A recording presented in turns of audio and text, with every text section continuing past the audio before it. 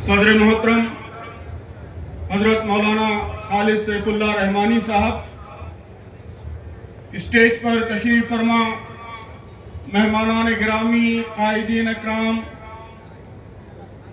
اور شہر پربھنی اور مراٹھواڑہ کے مختلف علاقوں سے تشریف لائے زندہ دل، حوصلہ مند، باعزم بزرگوں، دوستوں، نوجوانوں اور محترم خواتین، ماؤں، بہنوں اور بیٹیوں، آپ کا یہ عظیم الشان اجلاس، اس میں ہزاروں کی تعداد میں آپ کی موجودگی اور آپ کا جوش و خروش، ان سب کے ذریعے آپ نے پھر ایک بار یہ پرزور اعلان کیا ہے کہ ملت اسلامیہ ہندیہ کو وقف ترمیمات 2024 مکمل طور پر نامنظور ہیں۔ نامنظور، نامنظور، وقف ترمیمات نامنظور۔ آپ کہیے نامنظور، وقف ترمیمات، وقف ترمیمات، کالا قانون، کالا قانون۔ تو محترم بزرگوں اور دوستوں، یہ وقف کا معاملہ مسلمانوں سے متعلق ہے اور مسلمانوں کی عدالت نے ہر جگہ، ہندوستان میں ہر مقام پر اسی جوش و خروش کے ساتھ، اسی اتحاد کے ساتھ، اسی طرح ایک زبان ہو کر اس قانون کو نامنظور کر دیا ہے۔ جو گودی میڈیا یہ کہہ رہا ہے کہ یہ قانون مسلمانوں کی بھلائی کے لیے لایا گیا ہے، میں دعوت دیتا ہوں کہ وہ آئے عیدگاہ میدان پربھنی میں دیکھیں یہاں مسلمان اس کے بارے میں کیا کہتے ہیں۔ حکومت کے جو ایم پیز، جو ترجمان یہ کہہ رہے ہیں کہ ہم نے مسلمانوں کی مرضی حاصل کی ہے، وہ آئیں دیکھیں کہ مسلمان اس کے بارے میں کیا سمجھتے ہیں۔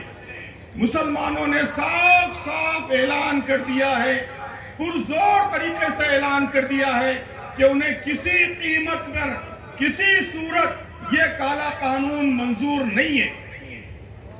لیکن میں سمجھتا ہوں کہ یہ اس صدی کا سب سے بڑا لطیفہ ہے، سینچری کا جوک آف دی سینچری، صدی کا سب سے بڑا لطیفہ کہ جو حکومت، سیکولر حکومت کے اندر ایک مسلمان کو شامل کرنے کے لیے تیار نہیں ہے۔ بھارت کی تاریخ میں پہلی بار ایسا ہو رہا ہے کہ مرکزی حکومت میں ایک بھی مسلمان منسٹر نہیں ہے، بی جے پی کی حکومتوں میں کوئی مسلمان منسٹر نہیں ہے۔ تو جو حکومت سیکولر حکومت کے اندر کسی مسلمان کو شامل کرنے کے لیے تیار نہیں ہے، وہ مسلمانوں کے مذہبی ادارے میں غیر مسلموں کو رکھنا چاہتی ہے۔ آپ بتائیے اس سے بڑا کوئی لطیفہ ہو سکتا ہے؟ اس سے بڑا کوئی جوک ہو سکتا ہے؟ میں سمجھتا ہوں کہ مستقبل کا مورخ اس بات کو بھی لطیفے کے طور پر درج کرے گا، مذاق کے طور پر درج کرے گا کہ جس قانون کو مسلمانوں کی بھلائی کے دعوے کے ساتھ لوک سبھا میں پیش کیا گیا، لوک سبھا میں ایک مسلمان ایم پی بھی ایسا نہیں تھا جس نے اس کی تائید کی ہو۔ جتنے مسلمان ایم پیز تھے سب نے اس کی مخالفت کی۔ کیا کوئی ایسا قانون مسلمانوں کی بھلائی کا قانون ہو سکتا ہے؟ مسلمانوں کے مفاد کا قانون ہو سکتا ہے؟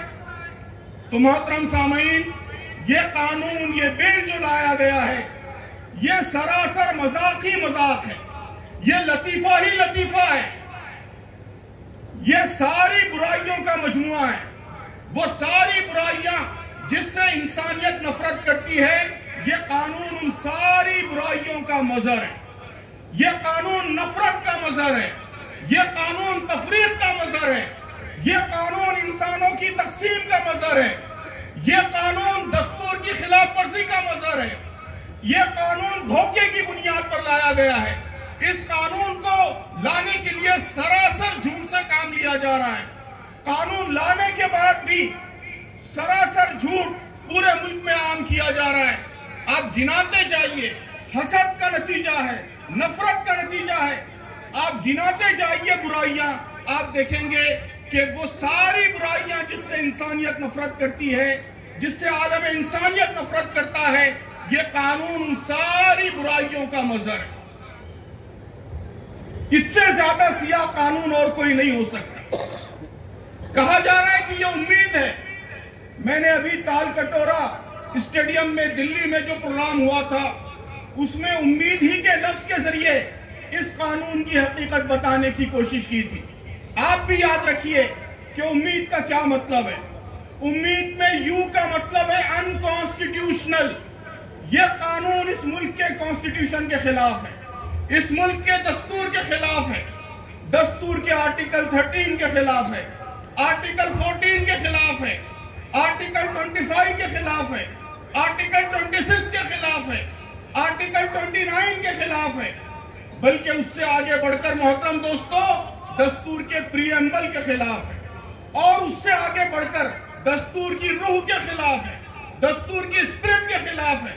جس اسپرٹ پر، جن قدروں پر دستور کا پورا ڈھانچہ کھڑا ہے، یہ قانون ان ساری قدروں کو ملیامیٹ کرتا ہے۔ تو یہ قانون انکانسٹیٹیوشنل ہے، یو سے انکانسٹیٹیوشنل، این سے مینیپولیشن، کہ یہ قانون مکمل طور پر مینیپولیشن کر دی جائے، حقائق کا مینیپولیشن کیا جا رہا ہے، قوانین کا مینیپولیشن کیا جا رہا ہے، اختیارات کا مینیپولیشن کیا جا رہا ہے، اور قانون بنا کر ارادہ یہ ہے کہ وقف کی پراپرٹیز کا مینیپولیشن کیا جائے، زمینوں پر قبضہ کیا جائے، ان زمینوں کو بڑے بڑے سرمایہ داروں کے حوالے کیا جائے۔ تو یو سے انکانسٹیٹیوشنل، ایم سے مینیپولیشن، ای سے ایکسکلوژن، کہ اس قانون کے ذریعے اس ملک کی سب سے بڑی اقلیت مسلمان، ان کو الگ تھلگ کرنے کی کوشش کی جا رہی ہے۔ یہ عجیب و غریب قانون ہے جو باقاعدہ قانون کے ذریعے مسلمانوں کے ساتھ ڈسکریمنیشن، تفریق کی راہ ہموار کرتا ہے۔ جو حقوق اس ملک میں تمام مذہبی گروہوں کو حاصل ہیں، جو سکھوں کو حاصل ہیں، جو ہندوؤں کو حاصل ہیں، جو عیسائیوں کو حاصل ہیں، صرف ٹارگیٹ کر کے مسلمانوں کو ان حقوق سے محروم کیا جا رہا ہے۔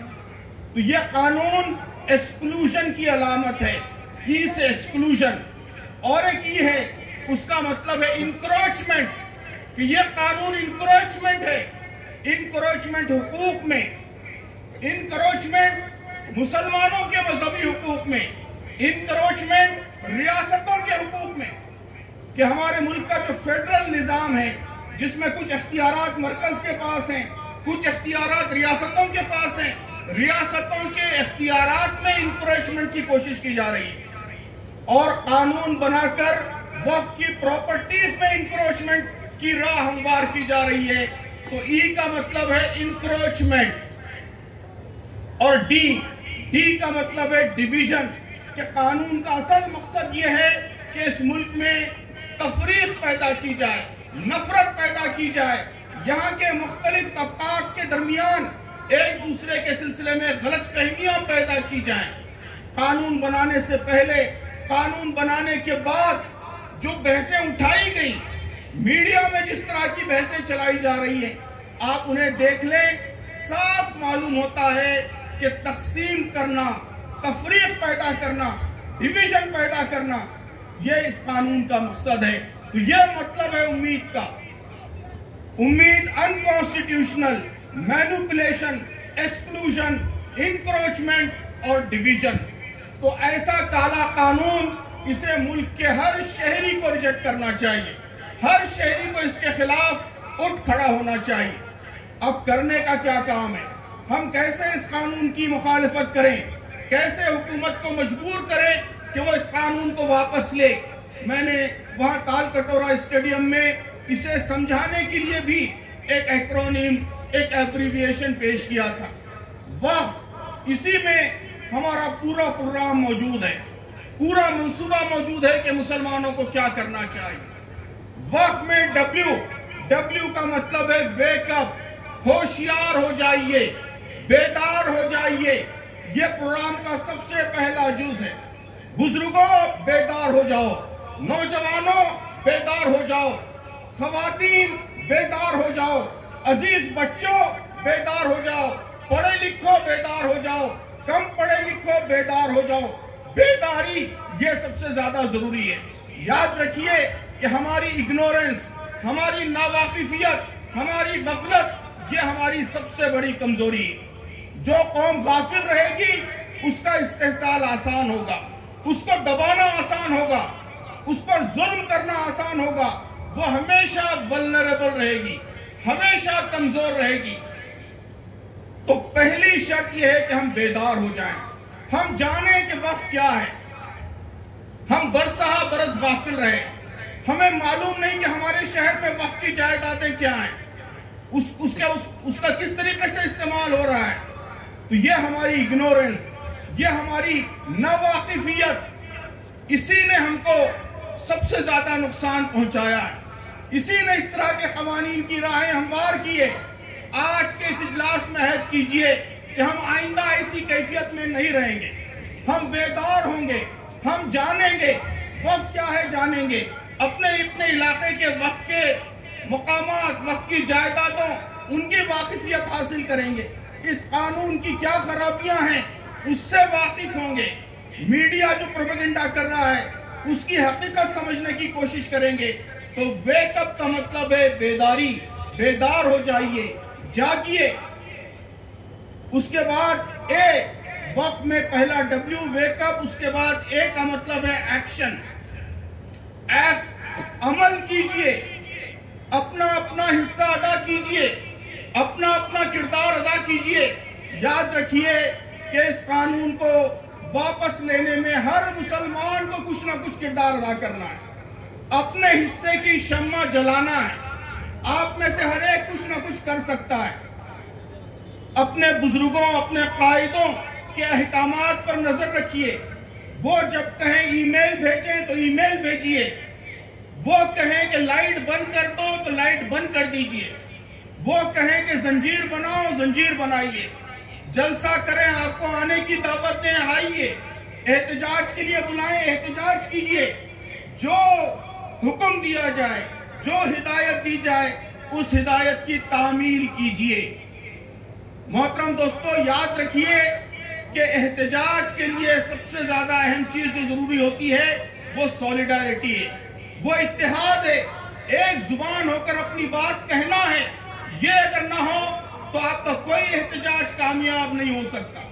ظاہر ہے خیالات ہزاروں ہو سکتے ہیں، آئیڈیاز ہزاروں ہو سکتے ہیں، کالی پٹی یہاں کیوں باندھنا ہے، یہاں کیوں نہیں باندھنا ہے، ذہن میں سوال پیدا ہو سکتا ہے۔ لیکن ہر ایک اگر اپنے اپنے سوالات اٹھاتا رہے، ہر ایک اپنے اپنے آئیڈیاز لا کر پیش کرتا رہے کہ بتی کیوں بند کرنا ہے، کوئی اور کام کیوں نہیں کرنا ہے، دنیا کا کوئی احتجاج اس طریقے سے کامیاب نہیں ہو سکتا۔ احتجاج کے لیے سولیڈارٹی چاہیے۔ جو کہا جائے سارے 20 کروڑ مسلمان ایک زبان ہو کر اس پر لبیک کہیں، جو کام کہا جائے سب لوگ مل کر کریں، چاہے ہماری سمجھ میں آئے چاہے نہ آئے۔ یہی احتجاج کا طریقہ ہے، اسی سے آپ اپنی آواز حکومت کے ایوانوں تک پہنچا سکتے ہیں۔